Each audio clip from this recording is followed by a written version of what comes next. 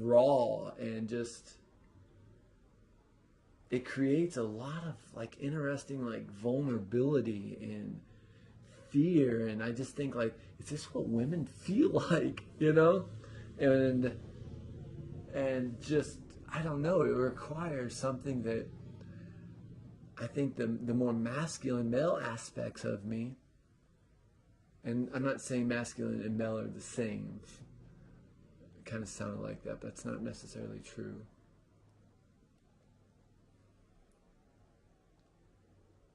Sometimes don't know what to do with it, maybe, you know? And so instead of creating, I kind of suppress it, I push it down, you know? Or I'll wake up with this energy to create, and I realize, oh, I feel pumped up, I should work out, I should go for a run, I should go to the pool. And I never really like thought twice about it. I never thought like, oh, I never stopped to ask myself, should I go to the pool or go pick up a kettlebell, or should I open up the laptop and start writing? Should I break out the pencils and start drawing what's showing up in my soul right now? Mm-hmm.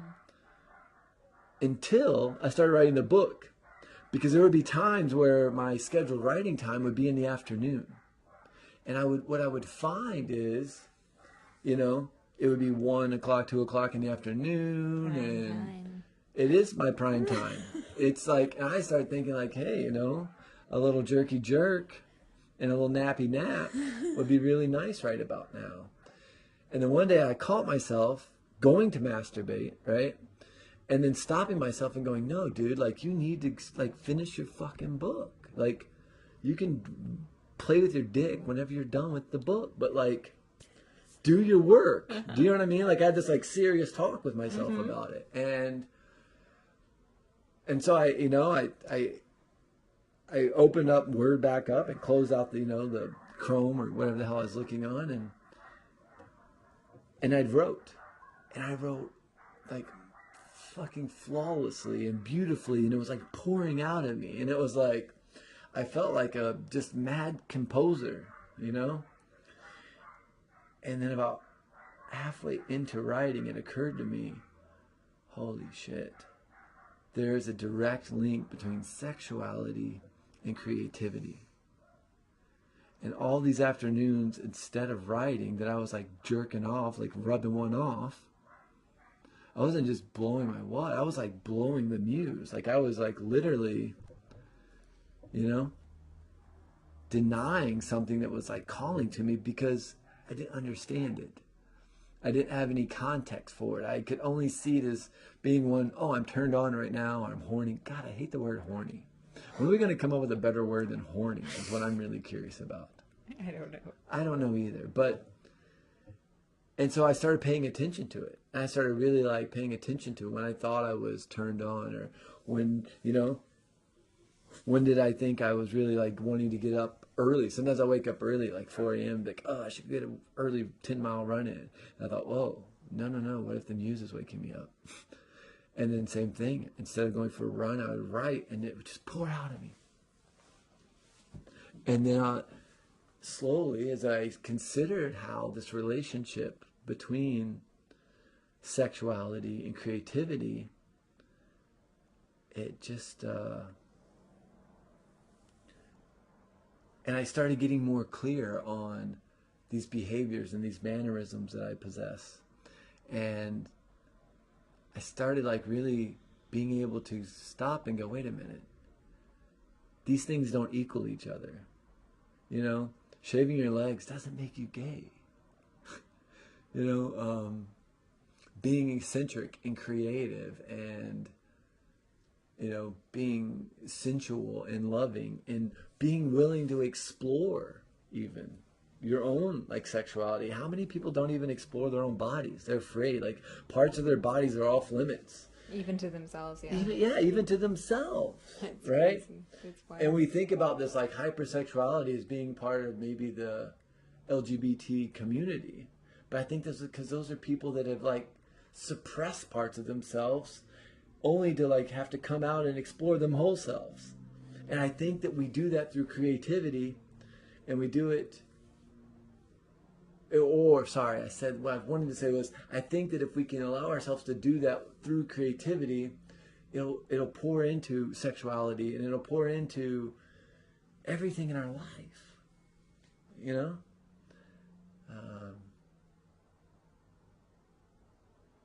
But yeah, to recognize like, oh my gosh, I've been thinking I was one thing, when the truth is I'm not that at all. Because I don't walk down the street going like, oh, look at him. I just want to put his cock in my mouth. Like those thoughts aren't in my brain, right?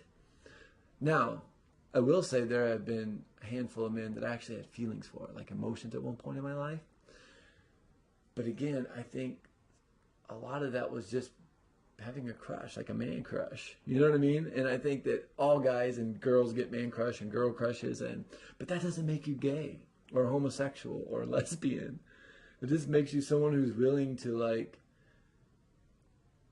love, feel feelings, right? Mm-hmm. And the more I talk to, my gay friends, the more I realize like, oh, that's what it really means. That's what gay really looks like. Mm-hmm. All this like social stereotyping of what a gay person or a lesbian or or what is masculine or what is feminine. Ooh, I knew it was coming. I just knew you were going to drop that. This whole time I've been trying to like tiptoe. Well, I think that we often use like masculine. This is masculine and this is feminine. Like these spiritual people use it, but it's like you're just like regurgitating social constructs based off of like seriously like a 1950s patriarchal paradigm. Honestly, that's what I think about masculine and feminine energy in the Western world these days. Like I seriously listened to somebody, well, I didn't listen to their whole thing, but I listened to the beginning and then I was like, whatever, I can't do this. And that is like how working, like having a job, is masculine. Like, this is like, what? Okay, this is like the year 2017. What? Like, do you know what I'm saying? I do. I think we just get like, I do. Like seriously, like even shaving your legs. I don't think that that's a feminine quality. That's a feminine quality based on what is socially the norm here in California. Maybe the Western world. Well, and I think but it's Egyptians used to shave their bodies. Oh yeah, they used to take every and I have like hair a off their body. weird like connection to Egypt in my brain for some Yeah. reason. I've always been, ever since I was a kid, I was attracted to this Egyptian. So maybe... I always loved Egyptians too, but I don't have the obsession with shaving that you do. Yeah, I know you don't. I wish. My biggest dream, you would have the same drive to shave as I do. Holy cow. Good to know. I'm just kidding. I accept you as you are, furry and everything. Oh my god. Right, that's not even like grooming yourself is not a feminine quality. I mean, what the hell? Shit. I know, sissy.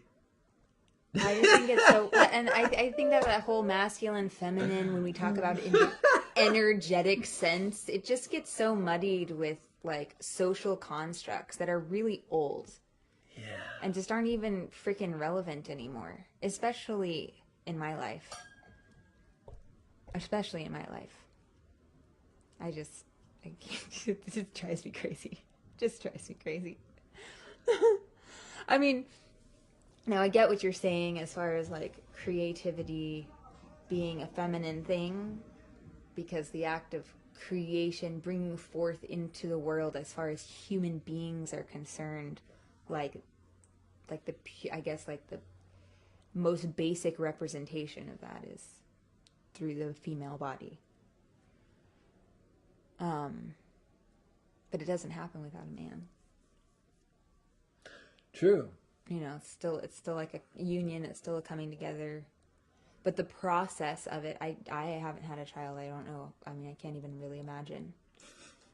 Like the process of it would, and I think that's what you were kind of talking about with creativity. the process of birthing something into the world is a very mysterious and vulnerable place to be.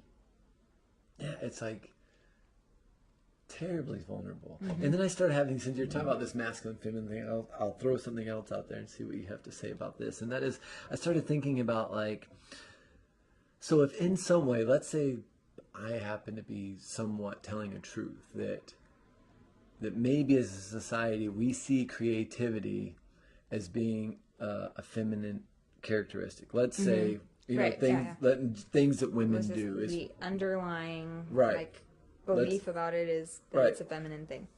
And if as a man, I kind of subconsciously was suppressing my own creativity, right?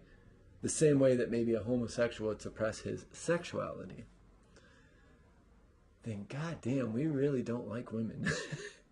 Yeah. You know, like I was just thinking about like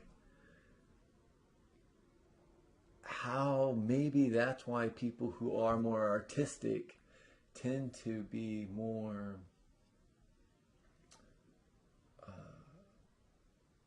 driven to, you know, female interactions and socialization, and like, you know, why we see so many women in the, you know, arts. It seems to me like there's more women in the arts. Maybe that's not true. Maybe I just made that up in my brain. I think you made that up in your brain. You really think so? I have no idea. I don't know. I mean, do you see a lot of dudes like, going to art shows and stuff? Do you know any, what female artists do you know from 1200? Fuck. You don't. You don't. Yeah, that's a good point. That's a good point. Touche. But I mean, I think that is again the representation of the oppression of. Right. We don't like women. Right. Yeah. And so it's just, I don't know. I just started thinking about that. Maybe I just took us off topic, but it just made me really realize. I don't know. I'm just starting to understand. I used to wanted to be a real like agnostic, like be a real fence walker. And be like, oh, I don't really need to define my sexuality or define these aspects of myself. And to a degree, I think that's true, you know? But I also think it's also really powerful to have these type of conversations. Because there might be other people who... You mean, just say what you're saying. Don't be agnostic right now. Say it. To have conversations, I guess, about what you're internalizing. Right? Be it your creativity or your sexuality or... I guess what I was expecting you to say is to say I am a straight male who is creative and likes things that may be perceived as feminine. But is that not what you were trying to say? Yeah, but I guess I was saying it in a different way. Right. You were saying it in this like really like obscure... Yeah, I guess if you want to sum it up like that... Right, see? Yeah, you just... Right, that's my whole point. Right, exactly. I just did it. Right? And that is it. Like... I think sometimes that we have an idea of, you know, what a straight white male is, or how he thinks, or what his goals are in life, and I think it's all fucking bullshit. Because I think you can be a guy that looks like me has this, look, this book's cover is rough. There's nothing rough about this book it's made of like tissue paper. You know? Rainbow tissue. Oh, cute little rainbow. With sparkles. With sparkles. It is kind of. Until you get to the angry parts. But they're very, very well done. Okay? Those angry parts are very well done, just so you know. Yeah. And I just think at this venture and like human evolution, I think now it's an evolution of consciousness, and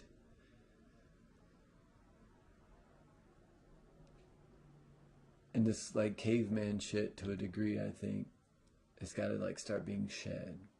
Some of our ideas of what makes a man, a woman, a woman. I think. Oh, I would venture to say our ideas, our projection of what caveman is. You know what I'm saying? Because we don't know. We have no idea how the cavemen acted. I mean, seriously, when you look at like... That's a good point, actually. Like, That's a really good point. If they acted the way that they did, really curious If they would if survive. we, yeah, exactly. Like the way that we like